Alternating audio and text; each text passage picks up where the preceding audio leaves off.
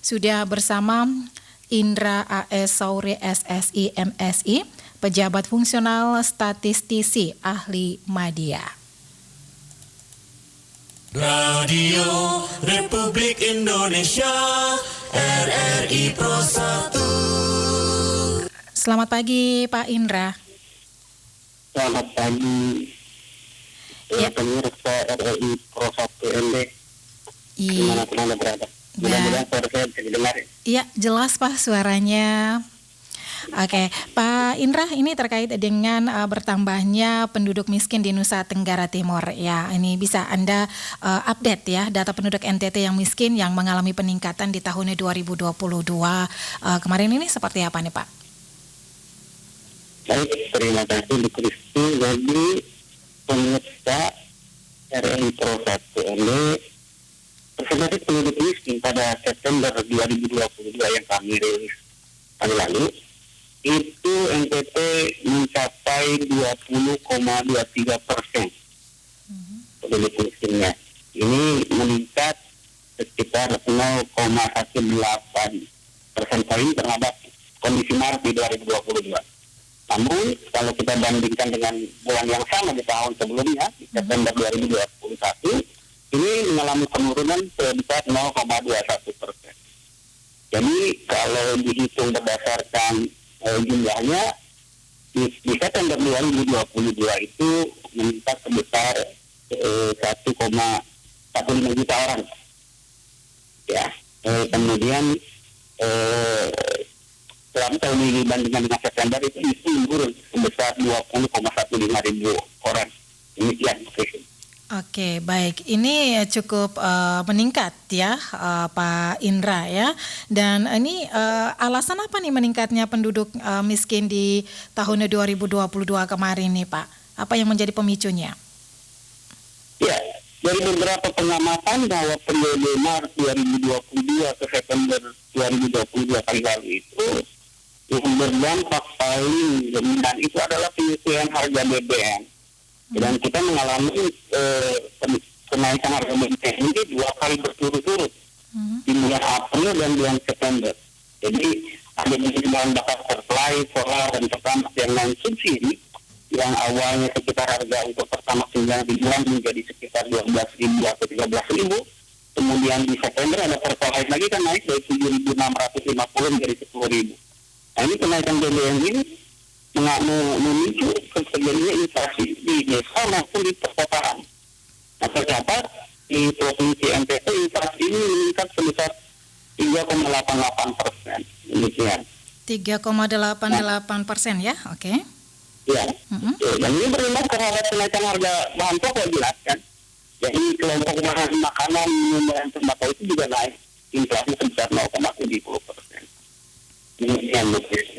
Oke, ini diakibatkan karena kenaikan BBM dan juga jenis makanan ya Pak Indra ya?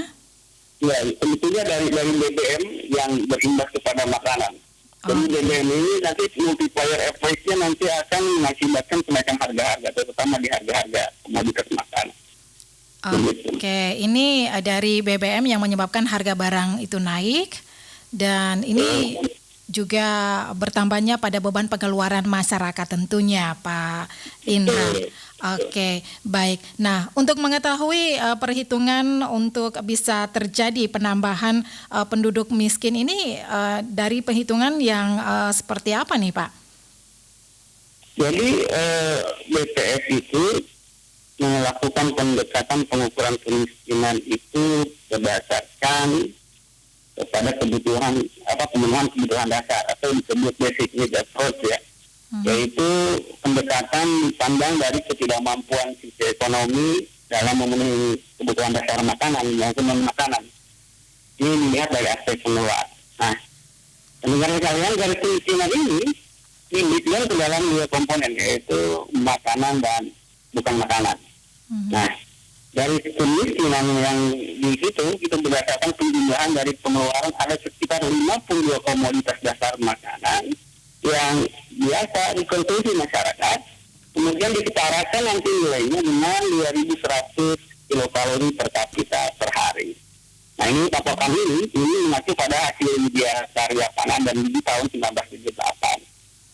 Nah adapun komoditas-komoditas lain itu diwakili oleh komoditas seperti yang biasa disebut 52 jenis itu, padi-padian, umbi-umbian, ikan, daging, telur, susu sayur dan lain-lain, termasuk minyak dan lemak ya. Nah terakhir di bulan September tahun 2022 di situ bahwa garis kemiskinan per kapita per bulan untuk NTT itu adalah 490.909 rupiah. Jadi memang komposisi untuk komoditas makanan ini besar, 77,52% ini bagian dari pengeluaran masyarakat untuk komoditas yang berasal dari makanan gitu.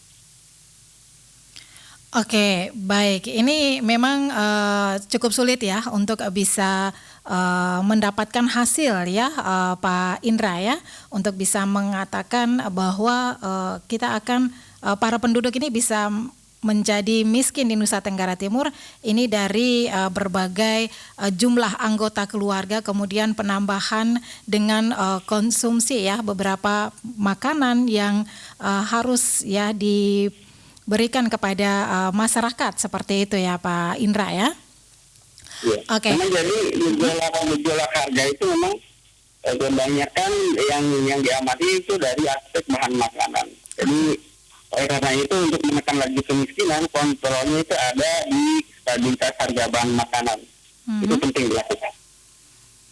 Oke, baik. Nah, dengan adanya penambahan masyarakat penduduk kemiskinan di Nusa Tenggara Timur, tentunya ada upaya yang harus dilakukan. Ini seperti apa nih dari Badan Pusat Statistik sendiri? Mungkin ada strategi yang bisa meminimalisir ya berkurangnya penduduk miskin di Nusa Tenggara Timur. Baik, ini lebih kepada sifatnya rekomendasi bahwa memang masyarakat itu butuh untuk didukung dalam rangka meningkatkan daya belinya. Yaitu tadi seperti yang saya katakan, pemerintah harus konsentrasi menjaga stabilitas harga, kontrol terhadap stok barang yang notabene bahwa komoditas di NTT ini kebanyakan didatangkan dari luar, terutama di bulan-bulan yang musim hujan seperti ini, yang dimana transportasi juga agak sulit dalam aspek pengiriman barang komoditas kebutuhan pokok masyarakat. Nah, apabila inflasi untuk komoditas ini terjaga, maka masyarakat bisa ditekan pengeluaran beban terhadap pengeluarannya dengan meningkatkan daya beli. Kemudian ada peningkatan terhadap ketepatan sasaran penyaluran berbagai program. Pemerintah kan sudah memberikan program perlindungan sosial kepada keluarga penerima ya, manfaat seperti bantuan pangan tunai, kemudian ada program sembako, program keluarga harapan, bantuan langsung tunai, dan lain-lain. Nah ini diharapkan bisa meningkatkan ketepatan sasaran penyaluran. Kemudian jelas bahwa dari pertumbuhan ekonomi pun dengan menciptakan lapangan kerja itu terutama untuk di kelompok masyarakat bawah ini butuh disokong. Jadi masyarakat itu butuh ditingkatkan kualitas SDM-nya melalui pendidikan formal maupun non formal, ya semisal kursus keterampilan agar masyarakat lebih berdaya dalam membangun ekonominya dan meningkatkan produktivitas. Saya rasa demikian. Oke, baik. Nah, ketika memasuki tahun 2023 ini kita dikatakan bahwa ada isu yang mengalami krisis pangan seperti itu. Nah, Anda melihatnya seperti apa nih Pak? Apakah nanti ke depannya ini juga bisa meningkatkan bertambahnya penduduk miskin di NTT atau seperti apa nih Pak? Ya, jadi memang selama pengamatan bahwa di NTT ini ada namanya lumbung-lumbung pangan, yaitu dalam hal ini beras ya, seperti di Manggarai Raya, kemudian Kabupaten Kupang, TPS. Namun ketika diukur dalam kondisi secara NTT bahwa lumbung-lumbung pangan itu belum bisa mencukupi kebutuhan masyarakat di NTT. Oleh karena itu masih kita dapati bahwa kepentingan komoditas beras yang merupakan komoditas yang paling dominan dikonsumsi itu didatangkan dari luar. Oleh karenanya dalam rangka menangani ketahanan pangan masyarakat, diversifikasi pola konsumsi masyarakat itu harus diubah. Kita tidak perlu tergantung terhadap beras, saya rasa, karena komoditas di NTT banyak. Jagung kita juga bagus, kemudian ada komoditas umbi-umbian, dan ada kita menggunakan beberapa komoditas seperti porong atau apa yang sedang dikembangkan untuk menangani rawan pangan ini. Saya rasa ini adalah upaya yang bisa menekan bahwa kita menghadapi krisis kerawanan pangan kita.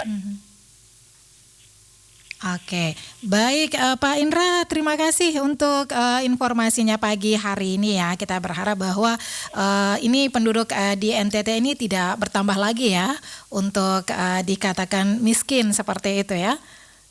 Ya, mudah-mudahan ke depannya NTT semakin baik dan kita semakin sejahtera dan kita bisa bangkit dari keterpurukan ini. Oke, baik. Terima kasih Pak Indra. Selamat pagi, selamat berakhir pekan. Selamat pagi semuanya.